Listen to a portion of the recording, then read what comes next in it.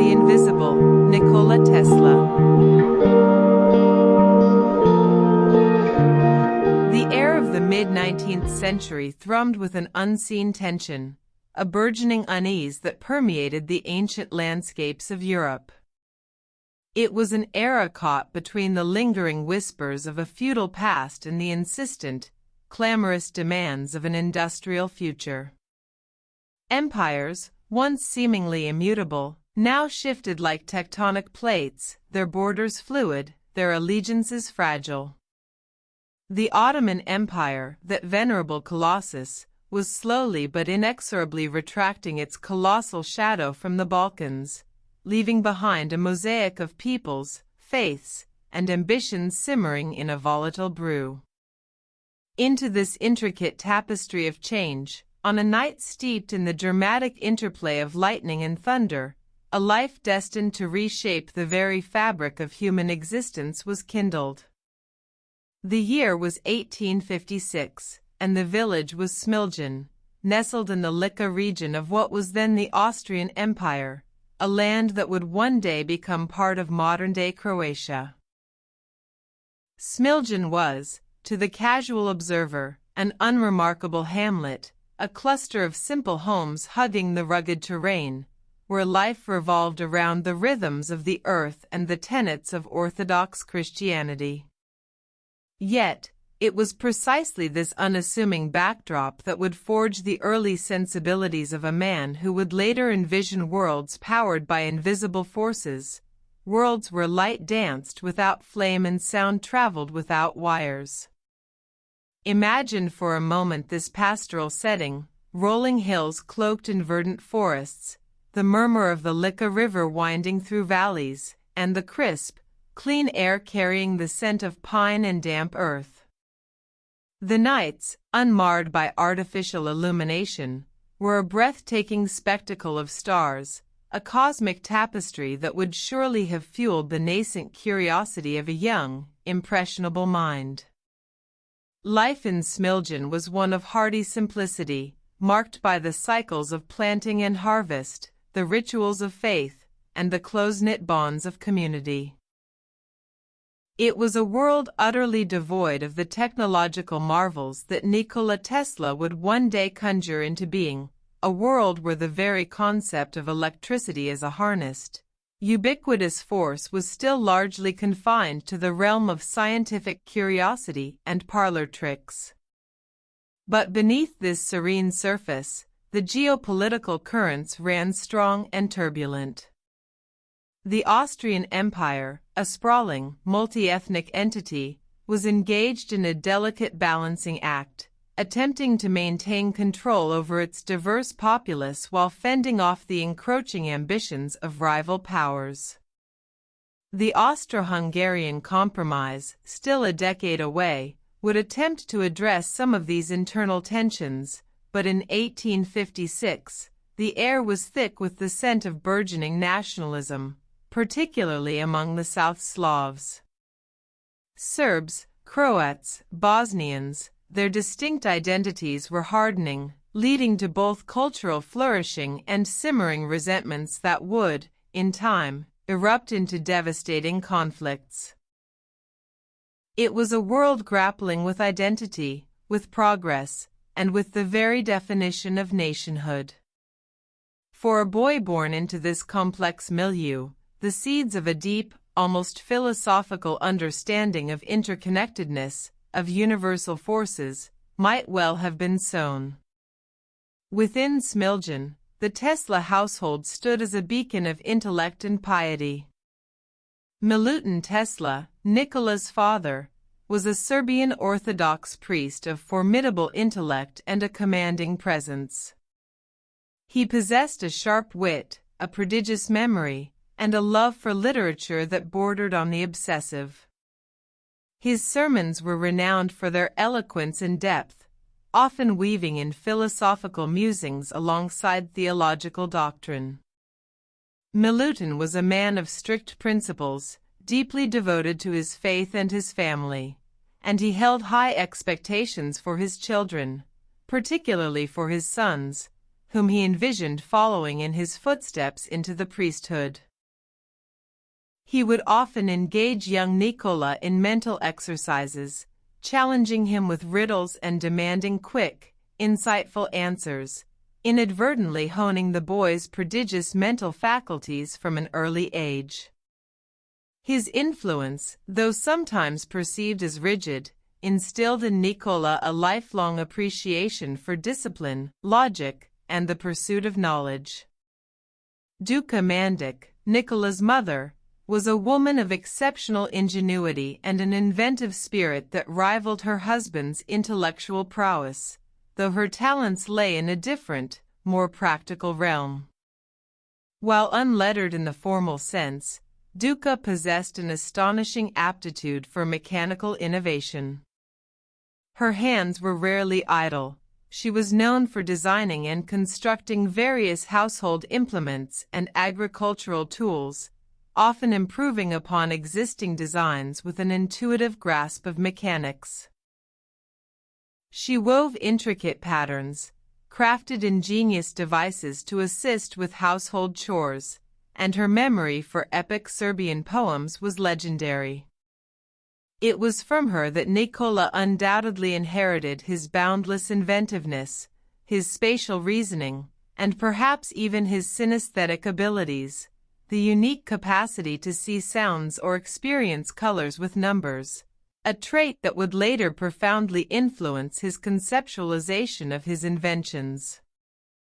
Duca was the grounding force in the family, a fount of practical wisdom and gentle encouragement, providing a necessary counterpoint to Milutin's more austere demeanor. Her quiet strength and inventive spirit were a constant, albeit subtle, inspiration to her children. The Tesla family was relatively large, a vibrant household filled with the laughter and squabbles of children. Nikola was the fourth of 5 siblings. He had an older brother, Dane, who was a child of exceptional brilliance, described as possessing an almost magnetic charisma and a dazzling intellect. Dane was the apple of his father's eye, a prodigy in every sense, and his early death, when Nikola was just 5 years old, would cast a long, indelible shadow over the boy's life, shaping his character and driving his ambitions in profound ways. His sisters, Milka, Angelina, and Marika, completed the lively domestic scene, providing a more conventional feminine presence amidst the intense intellectual currents flowing through the household. The environment in Smiljan, therefore, was a peculiar blend of the ancient and the embryonic. It was a land rooted in tradition, yet pregnant with the possibilities of a new age. The quiet nights of Smiljan, illuminated only by the distant gleam of stars, were perhaps the perfect canvas for a mind that would soon begin to sketch out the blueprints for a world bathed in an altogether different kind of light. Born on the cusp of an electrical revolution, Nikola Tesla entered a world yearning for transformation, a world unknowingly poised on the brink of an era he himself would largely define. His birth, amidst the elemental fury of a summer storm, seemed to herald the tempestuous and electrifying journey that lay ahead for this enigmatic visionary. The stage was set, the characters were in place, and the first faint sparks of genius were about to ignite. The tempest that greeted Nikola Tesla's arrival into the world seemed to infuse him with an uncommon spirit, an electric vibrancy that set him apart from his earliest days. Growing up in the rustic embrace of Smiljan, the world was a canvas for his burgeoning senses, a place where every rustle of leaves, every murmur of the river, every distant peal of thunder held a secret waiting to be deciphered. From a tender age, it became apparent that Nikola was not like other children. His mind was a labyrinth of vivid imagery, a place where ideas coalesced with startling clarity, often accompanied by flashes of light and peculiar sensations. This was not mere childish imagination, it was the nascent manifestation of his synesthesia, a neurological gift that would profoundly shape his thinking and his future inventions. Imagine young Nikola, a slender boy with intensely observant eyes, often found not in boisterous play with his siblings, but in quiet contemplation. He'd spend hours mesmerized by the intricate mechanisms of a water wheel, tracing the flow of the current with his gaze, or observing the graceful flight of birds, mentally dissecting the physics of their lift and thrust. While other children chased butterflies, Nikola might be found disassembling a discarded clock, driven by an insatiable urge to understand its inner workings. His hands, though small, possessed an innate dexterity, a sensitivity to the subtle nuances of gears and springs. His home life, as described, was a peculiar blend of intellectual rigor and practical ingenuity. His father, Milutin, with his imposing intellect and stern demeanor, was a constant, if sometimes intimidating, source of mental stimulation. The elder Tesla would engage his children, particularly Nikola, in demanding mental exercises. Nikola, he might challenge, his voice resonant, if a fly lands here, and another there, and they move thus, where will they meet? Such questions, seemingly simple, were designed to hone their powers of concentration, their logical deduction, and their ability to visualize complex scenarios. For Nikola, these weren't mere games, they were glimpses into a deeper order, a confirmation of the invisible mathematical patterns that governed the universe. He learned to calculate square roots in his head, to recite long passages of poetry from memory, and to solve intricate problems with astonishing speed, skills that would later serve him in the solitary act of invention. His mother, Duca, provided the grounding force, a quiet counterpoint to Milutin's intellectual intensity. While his father taught him the discipline of thought, his mother demonstrated the magic of creation through practical application. Nikola would watch, fascinated, as her nimble fingers transformed raw wool into intricate textiles on her loom, or as she devised clever contraptions to make their daily chores easier. It was from her that he learned the joy of making, of seeing an idea materialize from concept to tangible object. He saw her inventiveness as a form of art, a testament to the power of human ingenuity. He once recounted how she built a mechanical egg beater and how it fascinated him, sparking an early fascination with rotational motion and the efficient transfer of energy. The pivotal event of Nikola's early life, one that forever etched itself onto his psyche, was the tragic death of his older brother, Dane. Dane, as we've mentioned, was the family's golden child, a brilliant, charismatic boy of exceptional promise.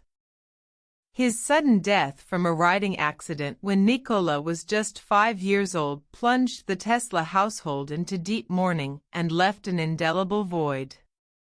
For young Nikola, it was a cataclysmic event.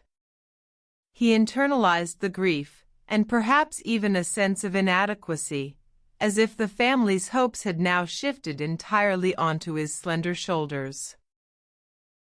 This loss instilled in him a profound sense of purpose, a driving ambition to achieve something monumental, to perhaps fulfill the unspoken expectations that Dane's brilliance had once represented. It also contributed to a certain introversion, a tendency to retreat into the rich landscape of his own mind, where ideas blossomed unhindered by external distractions. As Nikola transitioned into his school years, his unusual mind continued to manifest in intriguing ways. He displayed an almost photographic memory, absorbing information with astonishing speed and retaining it with uncanny precision.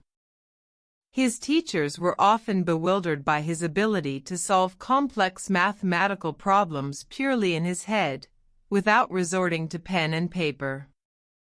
This mental prowess, however, often came at the expense of social ease. While polite, he was often absorbed in his own thoughts, a quiet observer rather than an active participant in childish games. His friendships, if any, were likely few and far between, replaced by the companionship of his own burgeoning ideas.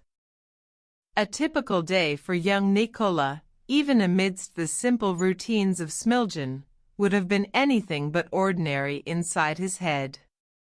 He might rise with the sun, the scent of his mother's baking bread mingling with the crisp morning air. After family prayers, a solemn ritual led by his father, he might spend a portion of the morning on chores, perhaps helping tend to the garden or assisting with the animals.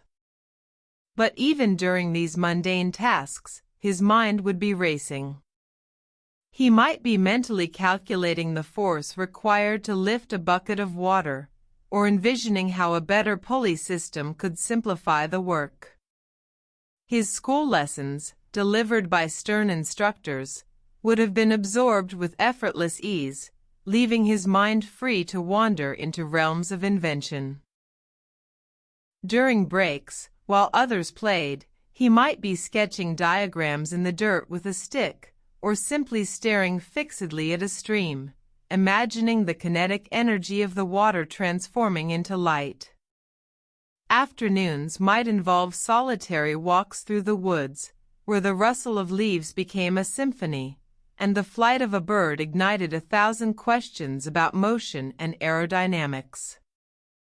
Evenings were often dedicated to reading, absorbing every book his father possessed, from scientific treatises to philosophical texts, his mind a sponge for knowledge. Before sleep, he would perform mental experiments, visualizing machines in intricate detail, testing their components, and running them for hours in his mind, often until exhaustion claimed him. These were not idle fantasies. They were precise, detailed mental blueprints, a testament to his unparalleled visualization skills. This intense inner life, coupled with his acute sensory perceptions, sometimes led to vivid, almost hallucinatory experiences. He would see blinding flashes of light, often accompanied by the sudden onset of a new idea or a solution to a problem he'd been grappling with.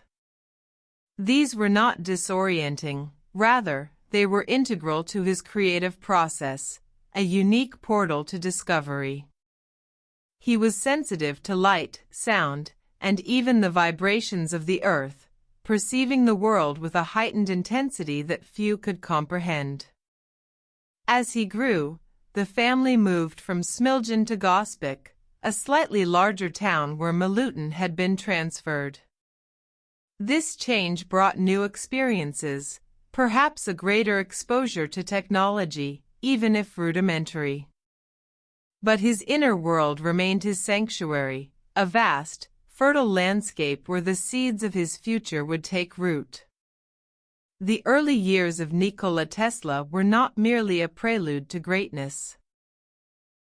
They were the very forge where his unique genius was hammered into shape, where the peculiar blend of familial influence, tragic loss, and an extraordinary mind converged to prepare him for a destiny that would electrify the world. The boy who saw light and sound and dreamt of unseen forces was steadily growing, propelled by an insatiable curiosity and an unwavering belief in the power of invention. As Nikola Tesla transitioned from the quiet intensity of his childhood into the restless stirrings of young adulthood, the world around him was accelerating. The scent of coal smoke mingled with the promise of invention, and the hum of nascent industry grew louder across Europe. For Tesla, this period marked a crucial shift, from an internal world of nascent genius to the first tentative forays into formal education and the dawning realization of his unique purpose. The quiet boy from Smiljan, now maturing into a lean, intensely focused young man, was about to step onto a larger stage, carrying with him the peculiar brilliance and the profound solitude that would define his life. His educational journey was not without its detours and challenges. After attending the higher real school in Karlovac, where he excelled, particularly in mathematics and physics, his path led him to the Graz University of Technology in Austria. It was here, amidst the rigorous academic environment, that Tesla's intellectual powers truly began to unfurl. He devoured knowledge with an insatiable appetite, often studying for up to 20 hours a day, fueled by copious amounts of coffee and an almost superhuman dedication. His professors, initially captivated by his brilliance, soon became concerned by his obsessive work ethic, recognizing a fervor that bordered on mania. One pivotal moment during his time in Graz occurred in 1878, during a lecture on the Gramme dynamo. The direct current DC motors of the time were plagued by inefficiencies, particularly the need for commutators, brushes that frequently sparked and wore out. As the professor demonstrated the dynamo, Tesla's mind, ever alert to inefficiencies and inherent flaws, saw a more elegant solution. He publicly challenged the professor, suggesting that the commutator was an unnecessary impediment, and that a motor could be designed to operate without it. His audacious proposal was met with skepticism and ridicule from his peers, and even a degree of condescension from the professor. "Mr. Tesla," he was told, "you will never achieve this. It is perpetual motion." This dismissive response only hardened Tesla's resolve. The image of the sparking commutator, a symbol of brute force inefficiently applied, became an obsession. He spent countless nights, walking through the park, visualizing an AC motor, the phases of the current shifting, creating a rotating magnetic field without the need for brushes. This was the genesis of his revolutionary alternating current AC system, born not from a sudden flash, but from prolonged, intense mental effort, building upon his unique visualization abilities. Despite his intellectual triumphs, Tesla's time at Graz ended abruptly. The relentless study, coupled with a growing addiction to gambling, a peculiar deviation for such a disciplined mind, perhaps a subconscious outlet for his intense internal energy, led to a breakdown.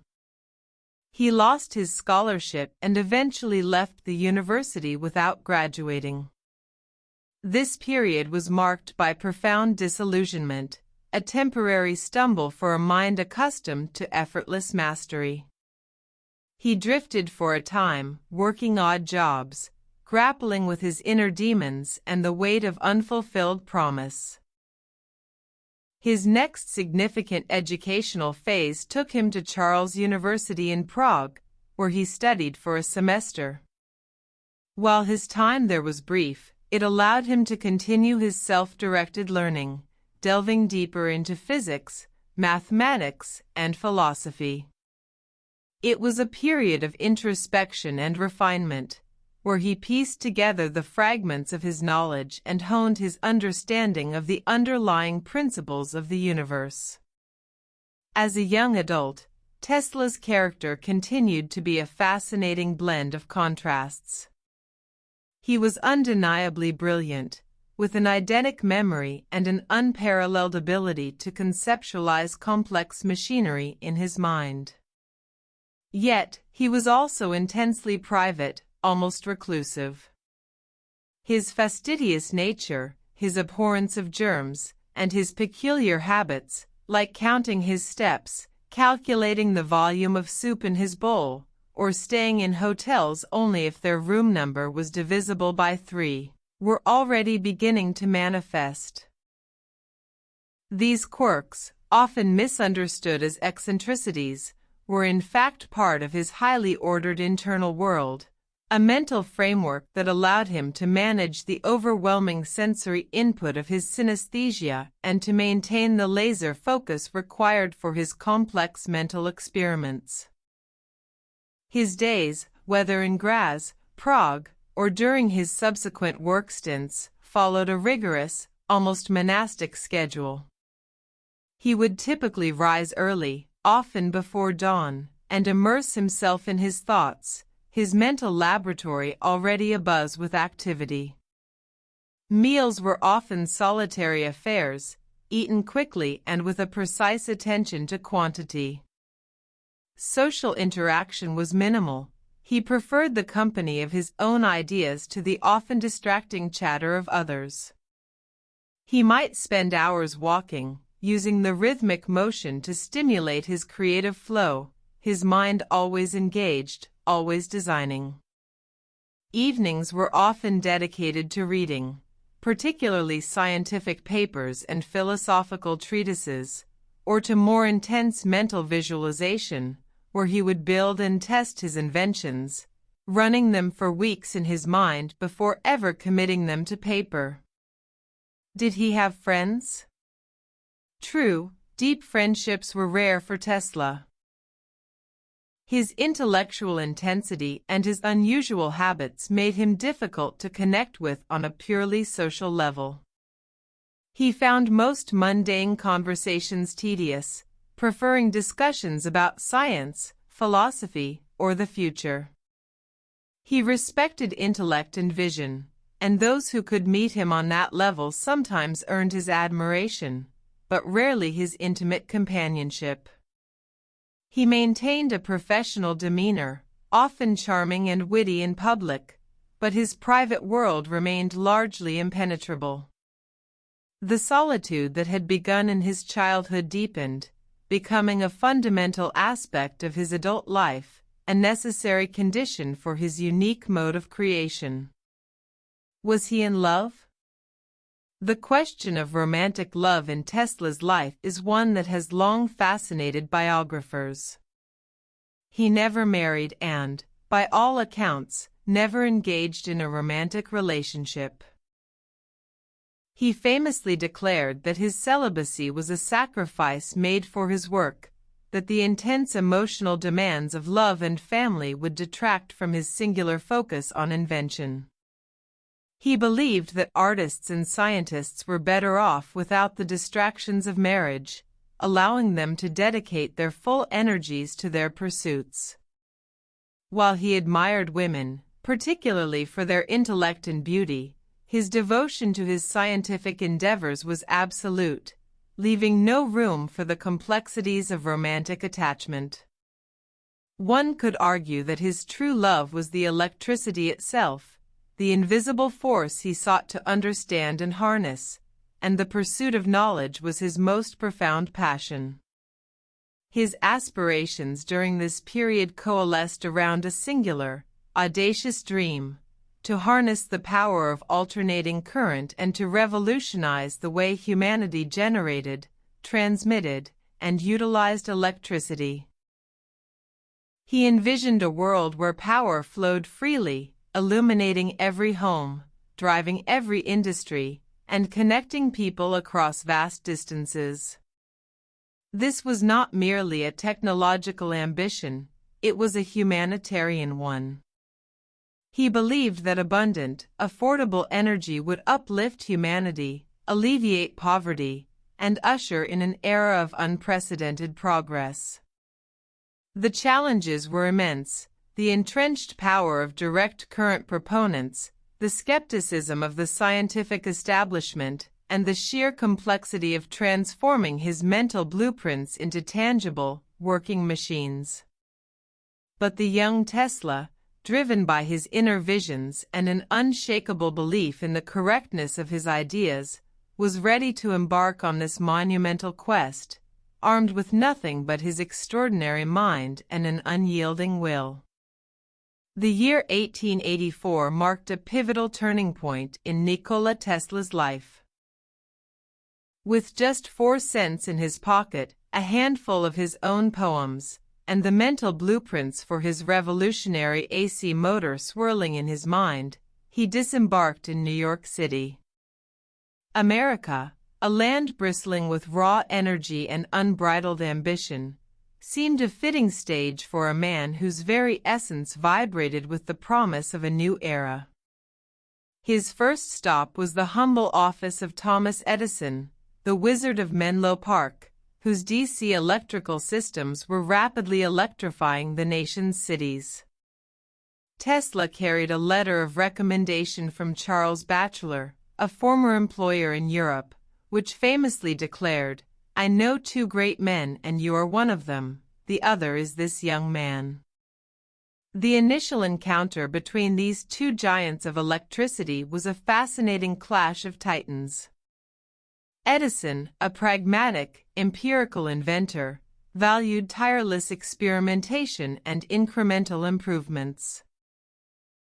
Tesla, on the other hand, was a visionary, a conceptualizer who often arrived at solutions through abstract thought and mental visualization, then built perfect prototypes. Edison hired Tesla, initially tasking him with improving his DC dynamos. Tesla, with his characteristic intensity, threw himself into the work, often laboring long hours in Edison's machine shops. He later claimed that Edison promised him $50,000, an astronomical sum at the time, for significant improvements to his DC generators. Tesla delivered, vastly improving the efficiency and design of 24 different types of Edison's machines. However, when Tesla sought his promised reward, Edison allegedly dismissed it as a joke. Tesla, he is famously quoted as saying, "You don't understand our American humor." This perceived betrayal was a searing blow to Tesla's idealistic nature. He resigned on the spot, his pride wounded, and his nascent dreams for AC power unacknowledged by the reigning king of electricity. The War of the Currents had not yet formally begun, but the battle lines were being drawn, etched in the raw antagonism between DC and AC, and the personal animosity between their most fervent champions. The period immediately following his departure from Edison was one of immense hardship. Tesla, now jobless and penniless, found himself engaged in manual labor, digging ditches for $2 a day to survive. It was a stark descent for a man whose mind was filled with grand visions, a cruel irony that the hands meant to build the future were now toiling in the mud. This taste of grueling physical labor, far removed from the pristine laboratories he craved, solidified his resolve. He yearned for a return to invention, a chance to unleash the power of his dormant ideas. Fortuitously, during this trying period, he caught the attention of two astute businessmen, Robert Lane and Benjamin Vail. They recognized his brilliance and, in 1887, provided him with the funding to establish the Tesla Electric Light and Manufacturing Company. This marked the true beginning of his independent career. Within this modest laboratory, the silent conceptualizations of his youth began to materialize into tangible marvels. Here, he perfected his induction motor, a device that eliminated the need for commutators and sparked the alternating current revolution. The motor was simple, robust, and elegant, a testament to his belief in the inherent beauty of efficient design. The genius of his AC system lay in its polyphase nature. Unlike DC, which could only travel short distances without significant power loss, Tesla's system could transmit electricity over vast stretches, enabling the efficient distribution of power from distant generating stations. This was the key to electrifying entire continents, not just individual city blocks. The exhibition of his polyphase AC system at a meeting of the American Institute of Electrical Engineers in 1888 was a watershed moment. His demonstrations were nothing short of miraculous, showcasing motors that hummed with silent power, lights that glowed without flickering. Among the impressed attendees was George Westinghouse, a shrewd industrialist and inventor, who immediately grasped the monumental significance of Tesla's work. Westinghouse, already a competitor to Edison, saw AC as the future and, in a move that would forever alter the course of industrial history, acquired Tesla's patents for the polyphase AC system for a substantial sum, reportedly $60,000 in cash and stock, plus royalties of $2.50 per horsepower of AC electricity sold. This deal brought Tesla financial security and, more importantly, a powerful ally who possessed the manufacturing capabilities to bring his vision to the world. The subsequent War of the Currents became a ferocious, no-holds-barred battle for dominance between Edison's DC and Tesla Westinghouse AC. Edison, fearing the obsolescence of his DC empire, launched a vicious smear campaign, attempting to brand AC as inherently dangerous. He publicly electrocuted animals, including an elephant, using AC to demonstrate its supposed lethality, and even lobbied for AC to be used in the first electric chair, hoping to permanently associate it with death. These attacks deeply wounded Tesla, a man whose primary motivation was the betterment of humanity. He found the public slander distasteful and below the dignity of scientific discourse. Despite Edison's fervent opposition, the inherent superiority of AC became increasingly undeniable. The ultimate triumph for Tesla and Westinghouse came with the contract to illuminate the world's Columbian Exposition in Chicago in 1893. This City of Light, as it became known, was powered entirely by Tesla Westinghouse AC, a dazzling spectacle that captivated millions and showcased the safety and efficiency of alternating current on an unprecedented scale. This was followed by the monumental achievement of harnessing the power of Niagara Falls in 1895 to generate electricity using Tesla's AC system, a feat that electrified the city of Buffalo and stood as an irrefutable testament to the transformative power of his inventions. The roar of the falls, once merely a natural wonder, now sang the anthem of a new electrical age. These years were a whirlwind of invention and recognition. Tesla's laboratory, first on Grand Street and later at 35 South Fifth Avenue in New York, became a haven of innovation. Here, surrounded by the hum of dynamos and the crackle of sparks, he pursued his other groundbreaking ideas. He conceptualized and demonstrated early forms of radio control, piloting a miniature boat by remote control at Madison Square Garden in 1898, an astounding feat that bewildered onlookers.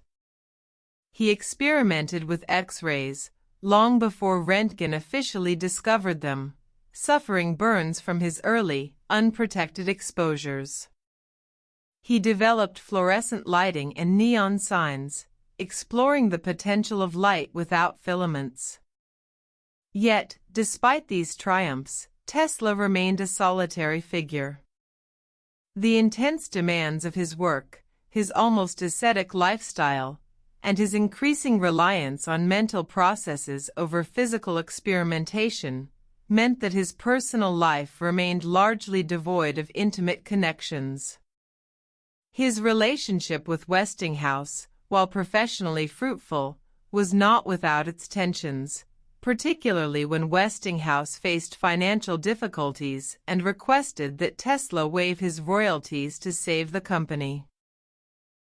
In a gesture of profound loyalty and a deep personal bond that had developed, Tesla, with a stroke of his pen, tore up the contract, sacrificing millions in potential earnings to ensure the survival of the company that had championed his AC system. It was a noble act, but one that perhaps underscored his detachment from purely material wealth, his focus always on the grander vision. The emotional landscape of Tesla during this period was a complex one. There was undoubtedly the thrill of discovery, the intellectual satisfaction of seeing his abstract ideas manifest in the physical world. There was also the frustration of battling entrenched interests and the pain of misrepresentation.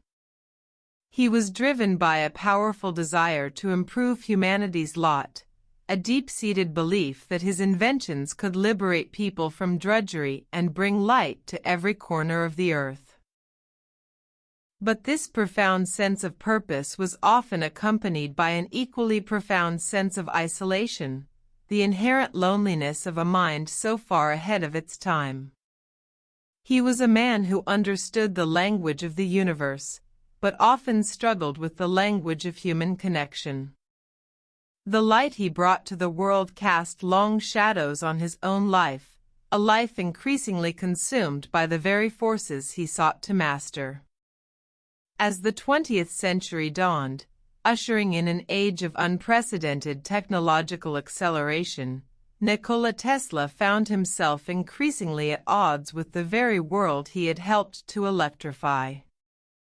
The spectacular triumphs of the War of the Currents and the illumination of the Columbian Exposition were receding into the annals of history, replaced by new challenges, new rivalries, and a shift in the landscape of scientific funding. While the world embraced his alternating current, Tesla himself embarked on grander, more audacious visions, dreams that often outstripped the practicalities of the age and the patience of his financial backers. The early 1900s saw Tesla's focus shift from power transmission to even more ambitious concepts: wireless energy transmission and global communication systems. His grandest undertaking of this period was the construction of the Wardenclyffe Tower on Long Island, New York. Envisioned as a massive, globe-spanning wireless power and broadcasting station, it was meant to provide free, ubiquitous energy and communication to the entire world, tapping into the Earth's resonant frequencies. For Tesla, this was the ultimate humanitarian project, a means to abolish poverty and unite humanity through the boundless flow of energy. The construction of Wardenclyffe was a colossal undertaking, a physical manifestation of Tesla's soaring ambition. He secured funding from J.P. Morgan, the titan of finance, who was initially intrigued by the prospect of a transatlantic wireless telegraphy system. However, Morgan's vision was commercial and limited. He wanted a system for sending messages, not for distributing free energy, a concept he likely viewed as economically ruinous to his vested interests in wired infrastructure. Tesla, ever the idealist, struggled to compromise his grand vision for mere profit. He poured all his energy, and much of his remaining fortune, into the project, meticulously overseeing every detail of the towering structure and the intricate machinery beneath it. But the Wardenclyffe dream was ultimately thwarted. Guglielmo Marconi's successful transatlantic radio transmission in 1901, though reliant on principles Tesla had explored and patented, stole much of the thunder and the financial impetus from Wardenclyffe. Morgan, realizing that Tesla's free energy dream offered no clear return on investment and was perhaps too utopian for his capitalist sensibilities, withdrew his funding. Without the necessary capital, the colossal tower remained unfinished, a skeletal monument to a world that wasn't quite ready for Tesla's ultimate gift. The abandonment of Wardenclyffe was a devastating blow to Tesla, a public failure that chipped away at his reputation and plunged him into significant financial distress. The tower, a symbol of his boundless optimism, became a stark reminder of his isolation and the chasm between his vision and the world's readiness to receive it. The subsequent decades of Tesla's life were marked by a tragic paradox. While his foundational inventions powered the burgeoning 20th century, he himself faded into relative obscurity. His later, more outlandish claims often dismissed as the ramblings of an eccentric. He continued to invent, though increasingly in his mind, often without the resources to build prototypes. He spoke of teleforce, a particle beam weapon, later sensationalized as a death ray, of interplanetary communication, and of machines that could control the weather. These futuristic concepts, many of which would later find scientific validation, were largely ridiculed at the time, further alienating him from mainstream scientific and financial circles. His personal habits became more pronounced, almost ritualistic. His aversion to germs grew into a severe mysophobia, leading him to meticulous routines of cleanliness. He ate only boiled food, used precisely 18 napkins at every meal, and obsessively washed his hands. He continued his peculiar numerical fascinations, ensuring hotel rooms were divisible by 3, and often walking around a building 3 times before entering. These were not mere affectations. They were the mechanisms through which his highly sensitive and ordered mind sought to control a chaotic world, a world that was becoming increasingly overwhelming for his heightened sensory perceptions. The intense intellectual work and the bitter disappointments took a toll on his health. He suffered from nervous breakdowns, bouts of extreme sensitivity to sound and light, and periods of profound depression. The weight of his unfulfilled visions, coupled with chronic financial struggles, gnawed at his spirit. He lived in a succession of New York hotels, moving when his bills became unmanageable, increasingly relying on the generosity of former benefactors or the modest income from lingering patents. Who did he spend his final years with? Largely, he spent them alone.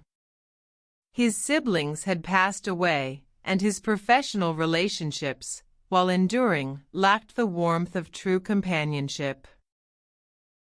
He never married, never had children, remaining committed to his vow of celibacy, convinced that it preserved his mental energies for invention.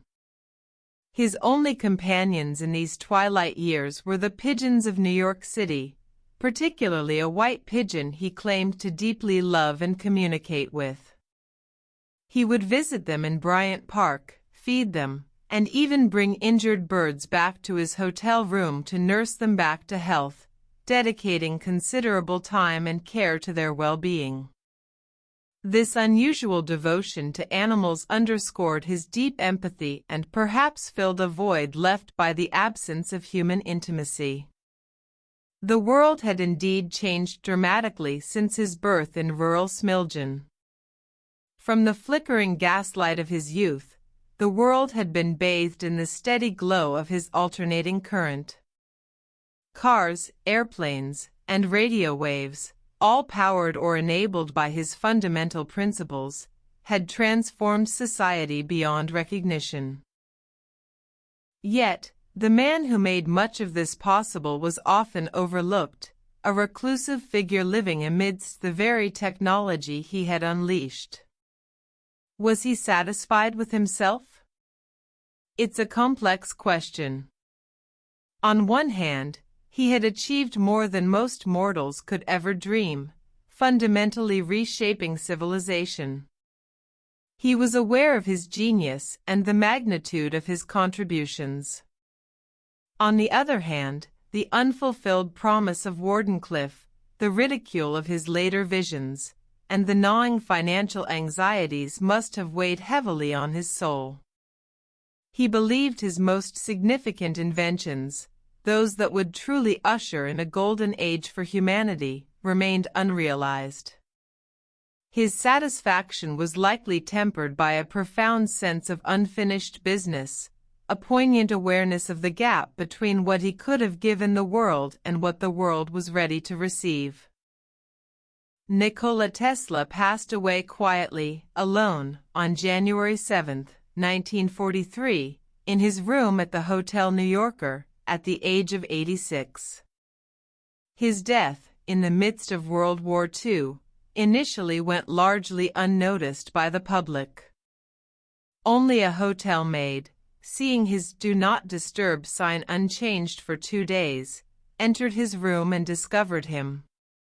He left behind no will, no family, only a room filled with notes, calculations, and the silent echoes of a mind that had dared to dream of a world powered by invisible forces. The great visionary, who had once lit up cities and dreamed of connecting the entire globe wirelessly, ended his life in profound solitude, a testament to the often lonely path of genius. The morning of January 8, 1943, dawned cold and gray over New York City. While the world was consumed by the raging inferno of World War II, a quiet, almost unnoticed event occurred in a modest hotel room. Nikola Tesla, the man who had conjured light from the void and whispered across oceans with invisible waves, lay still. His passing, in the throes of a global conflict, was initially a mere footnote, overshadowed by the clamor of war. Yet, in the decades that followed, the faint hum of his legacy would grow into a resonant roar, his name becoming synonymous with the very fabric of the modern world. His death, though solitary, was not without immediate attention from the powers that be. Due to the sensitive nature of his unclassified research, particularly his later work on teleforce and other advanced concepts, the U.S. government, specifically the alien property custodian, seized all his papers, scientific models, and intellectual property. This act, driven by wartime security concerns, ironically underscored the profound importance of his final, often misunderstood, ideas. His nephew, Sava Kasanovic, spent years trying to recover his uncle's effects, eventually succeeding in having them shipped to Belgrade, where they now form the core of the Nikola Tesla Museum, a shrine to his genius. The immediate aftermath of his death saw a slow but steady re-evaluation of his contributions. While Thomas Edison remained the household name for electricity, the undeniable reliance of the burgeoning electrical grid on Tesla's alternating current system eventually forced a broader recognition. Engineers and scientists, working with the practical applications of his polyphase motors, transformers, and transmission systems, understood the foundational nature of his work. It became clear that without Tesla's conceptual leap, the widespread electrification of the planet, the massive industrial expansion, and the very structure of urban life as we know it, would have been impossible. He had not merely improved existing technology. He had laid the groundwork for an entirely new electrical paradigm. What is Tesla's cultural and material legacy? Materially, it is ubiquitous. Every time an electric motor whirs to life, every time an appliance hums with power from a wall outlet, every time light floods a room, it is a direct testament to Nikola Tesla's genius. His AC induction motor remains the workhorse of industry, driving everything from factory machinery to household appliances. His fundamental principles of power generation and transmission are enshrined in every power plant and transmission line across the globe. The very concept of a power grid, stretching over vast distances, is fundamentally a Tesla invention. Beyond electricity, his pioneering work in radio, remote control, robotics, and even radar laid the theoretical and practical foundations for technologies that would emerge much later. His vision of a global wireless system, though unrealized in his lifetime at Wardenclyffe, foreshadowed the Internet and modern wireless communication. Culturally, Tesla's legacy is equally profound, if more complex. For much of the 20th century, he was a figure revered by engineers and scientists, but less known to the general public, often eclipsed by the more public persona of Edison. However, in recent decades, there has been a significant resurgence of interest in his life and work, transforming him into an almost mythical figure. This renewed fascination stems from several factors. His narrative of the lone genius battling powerful forces, his embrace of futuristic, sometimes controversial ideas, and the romanticized notion of a brilliant mind misunderstood in its own time, all resonate deeply with modern sensibilities.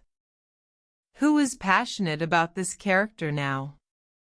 A diverse array of individuals and communities. He is a hero to engineers and scientists, particularly those in electrical engineering, who continue to study his patents and conceptual notebooks. He is a beloved figure among proponents of free energy and alternative technologies, often seen as a prophet whose vision was suppressed by corporate greed. He has become an icon in popular culture, appearing in films, video games, novels, and even graphic novels, often portrayed as a mysterious, brilliant, and slightly tragic figure.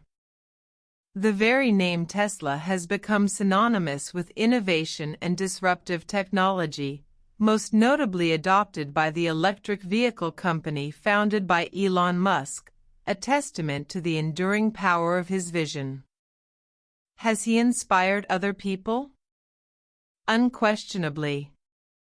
His life serves as a potent inspiration for countless aspiring inventors, scientists, and visionaries. His relentless pursuit of knowledge, his unwavering belief in the power of ideas, and his profound commitment to improving humanity's lot despite personal hardships, are powerful motivators. He showed that true innovation often requires stepping outside conventional thinking, challenging established norms, and enduring ridicule for the sake of a grander truth. His story reminds us that genius is often accompanied by eccentricity, and that true progress frequently emerges from the solitary musings of minds unafraid to dream beyond the horizon. Tesla's contribution to the history of the world is overwhelmingly positive.